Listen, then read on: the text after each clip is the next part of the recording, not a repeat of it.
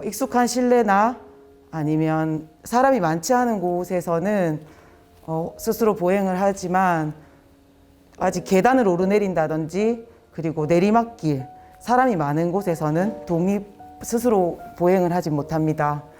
그리고 현재 학교 생활은 지팡이를 이용해서 주로 이동하고 있습니다. 대부분의 어머님들도 그러시겠지만 저도 주 6일에 재활치료를 다니는 아주 열정이 가득한 엄마였습니다. 쌍둥이 동생은 늘 어린이집 종일반에 맡겨놓고 시연이를 데리고 재활 투어를 다녔습니다. 그러다 보니까 작은 아이 같은 경우는 매일 녹초가 되어 집에 돌아온 저만 찾는 분리불안이 굉장히 심각한 아이가 되어 있었어요. 집안일은 언제나 뒷전이었고 제대로 된 하루를 보내는 날이 저에게는 사실은 사치처럼 느껴졌습니다. 남편은 남편대로 도와주지만 그래도 엄마의 자리는 늘 부족했습니다. 그럴 때마다 시연이가 너무 밉더라고요. 사실은 싫었던 적도 굉장히 많았던 것 같아요. 이 아이의 모든 생활이 이 아이 위주로 돌아가다 보니까 남아있는 가족들의 희생이 훨씬 더 커 보였던 것 같습니다. 그리고 그렇게 치료를 다니면서 제 나름의 공통점을 발견하게 되는데요. 완전히 기능이 좋은 아이들은 예외이지만 우리 시연이 정도의 기능인 아이들이 굉장히 불안하다는 생각이 많이 들었어요. 어떻게든 치료를 받다가 짧아진 근육을 늘리는 수술을 하러 가고 또 어떤 아이는 정형외과적인 수술을 하러 가고 그런 아이들이 또 몇 년 지나니까 키가 크고 살이 찌면서 다시 제자리로 돌아오고 그러다가 관리가 안 되는 아이들은 고등학교쯤 가서는 전동 휠체어를 타고 치료실에 오는 모습을 보고는 너무 겁이 나더라고요. 저거는 뭘까? 분명 몇 년이 지나면 비장애인들처럼 걷지는 못하더라도 삐뚤빼뚤 이렇게 좀 제법 사람처럼 걸을 수 있을 줄 알았는데 어쩌면 그게 아닐 수도 있겠다. 나는 내 인생 스토리에 이렇게 긴 시간의 재활치료는 없는데 그럼 나는 이걸 이 아이가 죽을 때까지 해야 하는 건가? 그럼 우리 불쌍한 작은 애는 어떡하지? 난 이렇게 살 수는 없을 것 같은데 그런 생각들을 받아들이고 받아들이지 못함을 한 몇 달 동안 계속 반복했던 것 같습니다. 저 자신에게 계속 물었어요. 만약에 이 아이가 꼭 저렇게 되리라는 법은 없겠지만 만약에 그렇게 된다면 나는 부모로서 이 아이를 위해서 무엇을 준비해 줄 수 있을까? 남편은 우리를 위해 무엇을 해줄 수 있을까? 그리고 이 아이에게 가장 중요한 것은 무엇일까? 그리고 우리 가족이 함께 갈 수 있는 방법은 없을까?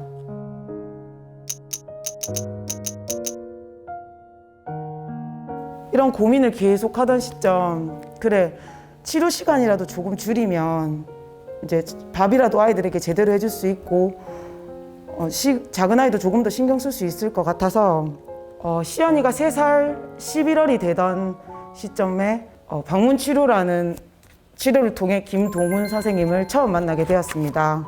선생님은 저희 집에 처음 평가 오신 날 스케치북을 하나 딸랑 들고 오셔서는 시연이는 제대로 평가하시지 않고 저만 2시간을 평가하시고 가셨어요.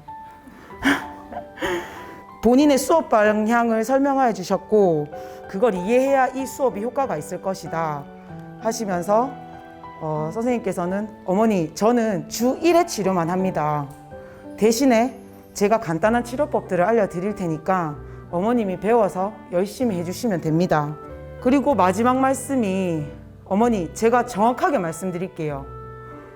시연이하고 시우리는 다릅니다.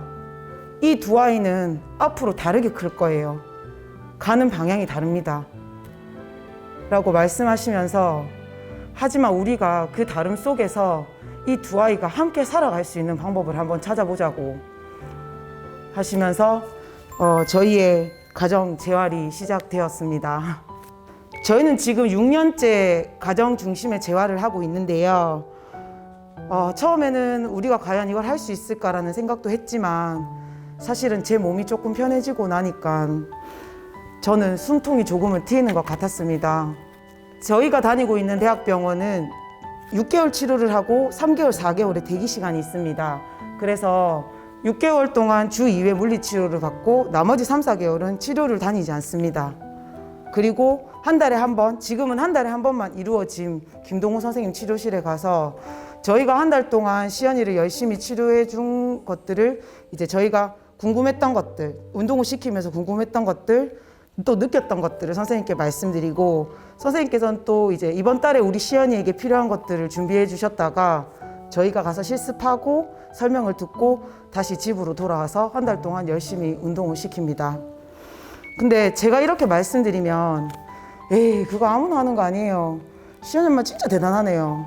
어떻게 그렇게 운동을 매일 시켜요? 에이 저는 그거 못해요. 근데 저희가 대단한 운동을 시키는 건 아닙니다. 왜냐면 저희는 물리치료사도 아니고 치료실만큼 좋은 치료 도구나 환경이 되지 않기 때문에 정말 간단한 운동만 시켜주고 있습니다. 뭐 예를 들어서 선생님이 어머니 이번 주는 시연이 TV 볼 때 이렇게 목만 좀 잡아주세요 그러면 그걸 매일 10분만 해주시면 됩니다. 그리고 어떤 달은 어머니 시연이 매일 10분 동안 다리 좀 들어서 운동할 수 있게 해주세요 그러면 그걸 한 달 동안 10분 해주면 됩니다. 시연이 걸어 다닐 때 팔 좀 묶어주세요. 그러면 저는 팔만 묶어주면 됩니다. 이게 어렵습니까? 늘 부모의 눈높이에 맞춰서 과제를 내어주시고 그 메일이 쌓이고 저희가 1개 배우고 2개 배우다 보니까 이제 시연이 아빠나 저의 머릿속에는 우리 아이만의 맞춤 운동법들이 이제 필요할 때마다 꺼내 쓸 수 있는 운동법들이 정말 많이 있습니다.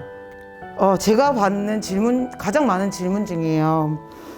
저는요, 치료를 줄이는 게 너무 불안해요. 애 몸이 잘못될까 봐. 혹시나 치료 시기 놓쳐서 애 몸 다 망가질까 봐.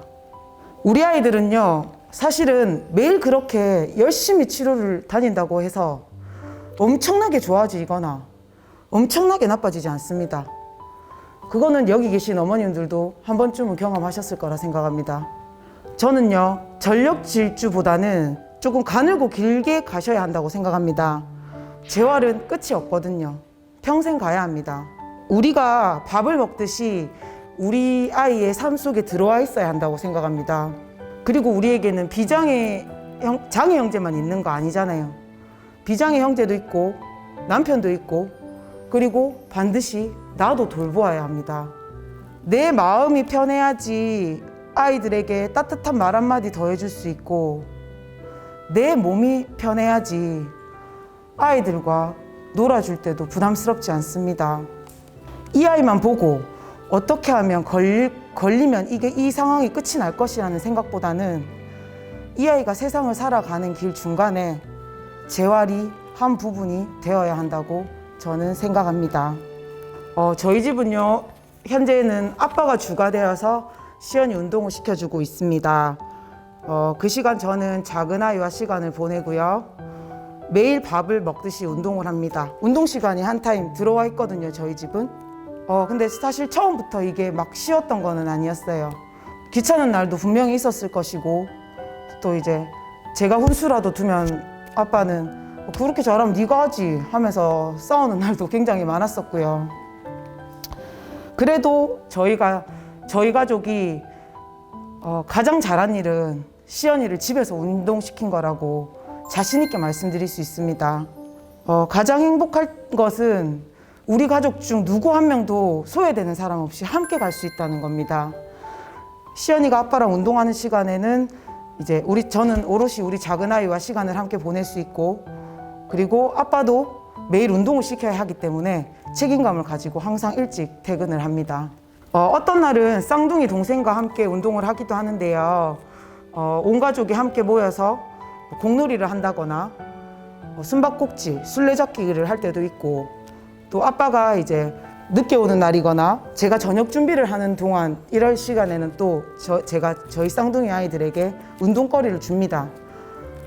풍선을 많이 사와가지고 풍선을 불어 치는 놀이를 하고 놀 때도 있고 주고받기를 할 때도 있고요. 철봉에 오래 매달리기라든지 아니면 골키퍼 놀이하기 그리고 발가락으로 휴지 줍기, 머리 옮기기라든지 그런 것들을 이제 아이에게 제가 운동거리들을 제공해 줍니다. 하지만 아이들에게는 아주 즐거운 놀이가 되겠죠. 근데 이렇게 말씀드리면 또 그래요. 근데 그렇게 놀다 보고 애 몸 자세가 다 틀어지면 어떡해요? 그리고 보상작용이 더 심해지면 어떡해요? 그런 분들은 그냥 아이를 방에 가만히 눕혀 놓으셔야 한다고 생각합니다. 감자 전분 있잖아요. 감자 전분을 물에 개어서 꼭 한번 아이들과 함께 놀아보세요. 정말 손가락 끝 힘 기르기에는 정말 좋은 소근육 운동이라고 제가 말씀드리고 싶습니다. 많이 움직이고 탐색을 해야 하는 중요한 시기에 납병동이라든지 입원 치료라는 감옥에는 갇혀서는 안 된다고 생각합니다. 많이 기어보고 많이 넘어지고 온 집안을 난장판으로 만들면서 스스로 움직임을 만들어낼 수 있는 경험이 우리 아이들에게는 정말 많이 필요하다고 생각합니다. 저희는 치료실을 가는 날이 많지 않기 때문에 매일 놀이터에 갑니다. 놀이터는 정말 엄마가 집에 가자고 얘기해야지 집에 갈 만큼 우리가 치료하기 좋은 곳이죠. 근데 우리 아이들은 놀이터에 가면 못 놀아요. 왜냐면 못 걷기 때문에 할 게 없어요. 그래서 내가 너무 힘들어요. 근데 저는 딱 한 달만 눈 감고 해보시라고 말씀드리고 싶어요. 그렇게 했더니 저도 아이도 그 속에서 사는 법을 스스로 찾더라고요. 시연이 같은 경우 처음에는 미끄럼틀에 스스로 올라가는 것조차 안 돼서 모든 놀이터를 기어서 다녔었어요. 이제 그렇게 신나게 놀이터에서 놀고 온 날은 운동을 시키지 않습니다. 스스로 움직임을 많이 만들어낸 경험을 하고 왔기 때문에 굳이 집에서 특별한 운동을 시키지 않았습니다. 이렇게 놀이터에서 워커로 1년, 그리고 케인으로 1년, 자전거로 1년, 지팡이로 1년. 지금은 넘어져도 저 안 부르고 주변에 있는 아무나가 도와줍니다. 그래서 시연이는 학교 생활에도 도움을 굉장히 많이 받고 있습니다.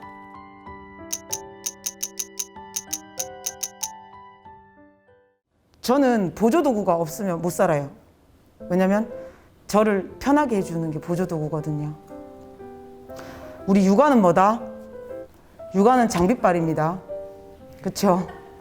캠핑도 장비빨, 운동도 장비빨. 장비가 좋으면 어때요? 우리 편합니다.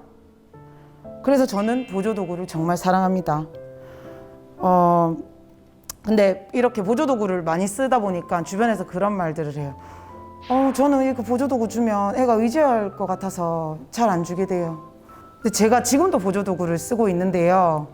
제가 몇 년째 보조도구를 써본 결과 그건 아닌 것 같아요. 그리고 저희의 매일 놀이터의 생활을 가능하게 해주었던 것도 저는 보조도구가 없었더라면 불가능했을 거라고 생각합니다. 후방워커, 전방워커, 케인, 클러치, 지팡이, 휠체어까지 저는 저와 아이의 삶을 아주 윤택하게 해주는 것이라고 생각합니다. 그래서 학교 생활을 한번 예를 들어 보겠습니다. 시연이 같은 경우에 1학년 때는 후방워커를 가지고 학교 생활을 했는데요. 행동 반경도 많지 않았고 코로나로 이동이 없어서 이제 학교 생활을 그냥 원만하게 할 수 있었어요. 근데 올해는 지팡이로 변경해서 학교 생활을 하고 있는데요. 본인의 만족도가 굉장히 높습니다. 왜냐하면 갈 수 있는 곳이 많아졌거든요, 혼자서. 얼마 전에 학교에서 교내 숙제험이 있었던 날은 또 휠체어를 보내주었습니다.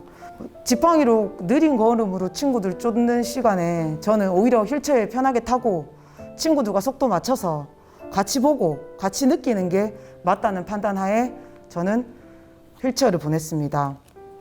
시연이는 너무 워낙 어릴 때부터 이제 보조도구를 쓰다 보니까 본인이 더 잘 아는 것 같아요. 이런 상황에선 내가 이 도구를 이용하면 편하고 이런 상황에선 이런 도구를 쓰면 편하고. 그래서 저는 보조도구도 우리의 삶을 아주 편리하게 만들어줄 수 있으니까 한 번쯤은 필요에 의해서 저는 나쁘다고 생각하지 않아요. 뭐든 정답은 없습니다. 아이가 가진 발달 상태가 다르고 가정 환경이 다르고 이 아이의 성향이 다르기 때문에 내 아이와 우리 가족이 좋다면 저는 그게 최고인 것 같아요. 그래서 저는 우리 가족에게 맞는 최고의 방법, 우리가 함께 갈 수 있는 최고의 방법을 꼭 한번 고민해 보셨으면 좋겠습니다.